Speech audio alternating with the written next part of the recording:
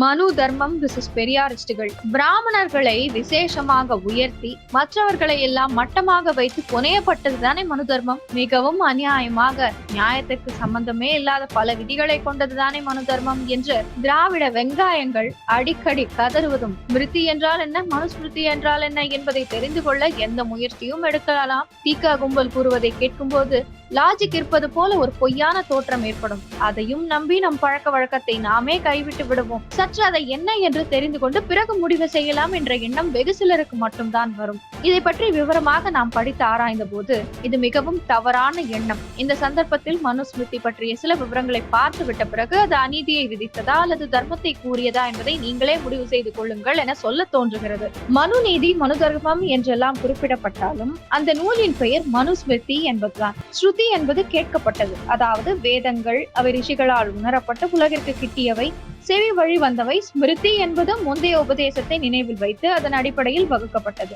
வேதங்களில் கூறப்பட்டதை புரிந்து கொண்டு அந்த வேதங்களுக்கு விரோதம் இல்லாமல் தெரிவிக்கப்பட்ட சிந்தனைகள், விதிமுறைகள் ஸ்மிருதிகளில் காணப்படும். ஸ்மிருதிகளை எடுத்துக்கொண்டால் மனுஸ்மிருதியை தவிர வேறு பல ஸ்மிருதிகளும் இருக்கின்றன. யாக்ஞவல்கிய ஸ்மிருதி, பராசர ஸ்மிருதி, பிரகஸ்பதி ஸ்மிருதி, நாரத ஸ்மிருதி என்பவை அந்த ஸ்மிருதிகளில் சில. மனு என்கிற பெயர் வேதங்களிலும் கூட இடம்பெறுகிறது. வேறு பல ஸ்மிருதிகளிலும் அவருடைய பெயர் குறிப்பிடப்படுகிறது. மனு ஒருவர் அல்ல, சொல்ல போனால் அது ஒரு பதவி மாதிரி. அதை விதித்தவர்கள் மனு என்று அழைக்கப்பட்டனர். மனுஸ்மிருதியை எழுதியவர் இந்த மனுதான் என்று சொல்லிவிட முடியாது.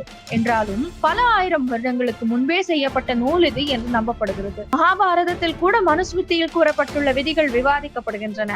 மகாபாரதமோ சுமார் 5000 வருடங்களுக்கு முன்பு எழுதப்பட்டது. ஆகையால் மனுஸ்மிருதி அதற்கும் முன்பாக செய்யப்பட்டிருக்கிற நூல் என்பது தெளிவாகிறது. சில ரிஷிகள் மனு என்ற மகரிஷியை அணுகி படைப்பு மற்றும் வாழும் வகை, ராஜநீதி போன்ற விஷயங்களை விளக்கி சொல்லுமாறு கேட்டுக்கொண்டனர். அப்போது அந்த மகரிஷி மனு அவர்களுக்கு படைப்பு எப்படி நிகழ்ந்தது என்பதை விளக்கினார். பின்னர் பிரம்மதேவன் எனக்கு இந்த சாஸ்திரத்தை, மனுஸ்மிருதியை உபதேசித்தார். நான் இதை மரீசி போன்ற ரிஷிகளுக்கு எடுத்து சொன்னேன். இப்போது இங்கேயுள்ள பிருகு முனிவர் உங்களுக்கெல்லாம் இதை விளக்குவார். அவர் என்னிடமிருந்து இதை முழுமையாக தெரிந்து கொண்டார் என்று மனு கூறினார். அதை அடுத்து பிருகு அங்கு கூடியிருந்த ரிஷிகளுக்கு இதை மனுஸ்மிருதியை விளக்கினார்.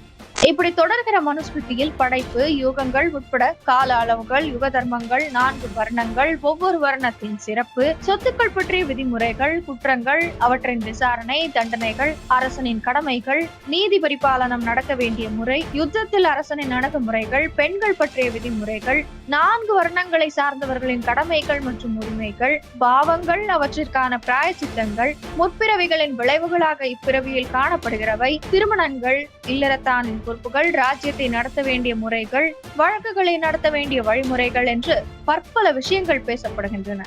பல்லாயிரம் வருடங்களுக்கு முன்பாக இப்படிப்பட்ட ஆழ்ந்த சிந்தனை இங்கே இருந்திருக்கிறது என்பதை கண்டு மேல்நாட்டு அறிஞர்கள் கூட வியந்து பார்க்கிற போது நாம் தான் மனுஸ்மிருதியை இகழ்ந்து பேசுவது பெருமை என்று நினைக்கிறோம். மனுஸ்மிருதியை இகழ முனைபவர்கள் அப்படி செய்வதற்கு முன்னால் அதில் என்ன கூறப்பட்டிருக்கிறது என்பதை தெரிந்து கொண்டால் நல்லது. தகுதியற்ற பிராமணன் தங்கம் அல்லது தானியங்களை தானமாக பெற்றால் அவன் ஆயுள் குறையும். நிலம் அல்லது பசுவை அவன் தானமாக பெற்றால் அவனுடைய உடல் நலம் கெடும். அவன் குதிரையை தானமாக பெற்றால் அவன் பார்வையை இழப்பான். துணியை தானமாக பெற்றால் அவன் சரும நோய் வரப்பெறுவான். வெண்ணையை பெற்றால் அவன் சக்தியை இழப்பான்.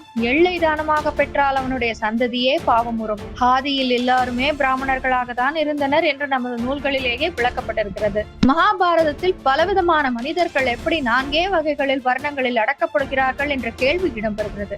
இது பரத்வாஜரால் கேட்கப்படுகிறது. இதற்கு பிருகு முனிவர் இவ்வாறு பதிலளிக்கிறார். அந்த 4 வகைகளை சார்ந்தவர்களிலேயே ஏற்றத்தாழ்வு கிடையாது. முதலில் எல்லோருமே பிராமணர்களாக தான் இருந்தார்கள். பிரம்மாவினால் இப்படி சமமாக படைக்கப்பட்ட மனிதர்கள் வெவ்வேறு நடவடிக்கைகளை மேற்கொண்ட போது அவற்றிற்கேற்ப அவர்கள் 4 வர்ணங்களாக வகைப்படுத்தப்பட்டனர். மேலும் கூட பிருகு முனிவர் இதை விளக்குகிறார். முதலில் இந்த பிராமணர்கள் இடையே மாறுதல்கள் தோன்றியதை அவர் இவ்வாறு எடுத்துரைக்கிறார். உலக இன்பங்களில் ஆர்வம், கோபதாபங்கள், துணிவு ஆகியவற்றை முதன்மையாக கொண்டு வாழ்பவர்கள் சத்திரியர்களானார்கள். விவசாயம், ஆடு மாடுகளை பராமரிப்பது போன்ற வர்த்தக வாழ்க்கை முறைகளை மேற்கொண்டவர்கள் வைசியர்களானார்கள்.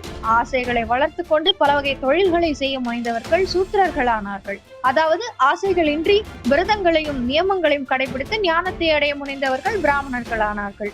இவ்வாறு கூறிய பிருகு வெவ்வேறு வகையை சார்ந்தவர்களாகிவிட்ட இவர்கள் அனைவருமே பிராமணர்களாக இருந்தவர்களா என்பதால் யாகத்தை செய்வதிலும் தர்மத்தை அனுஷ்டிப்பதிலும் இவர்கள் யாருக்கும் எந்த தடையும் இல்லை என்று சொல்கிறார்.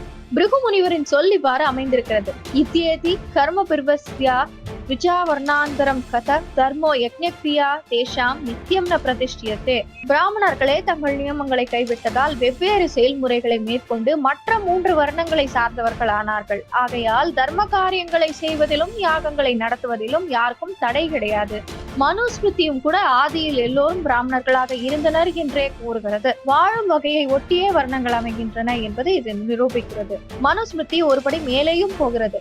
வர்ணங்கள் பிறப்பினால் அடையப்படுகிறவை அல்ல என்பதற்கு இதைவிட வேறு அத்தாட்சியே தேவையில்லை என்று கூறும்படியாக இப்படி சொல்கிறது மனுஸ்மிருதி. சூத்ரோ பிராமணதாமேதி பிராமண செய்தி சூத்ரதாம் க்ஷத்ரியா ஜாதமேவம் து வித்யாத் வைச்யாத் ததைவச.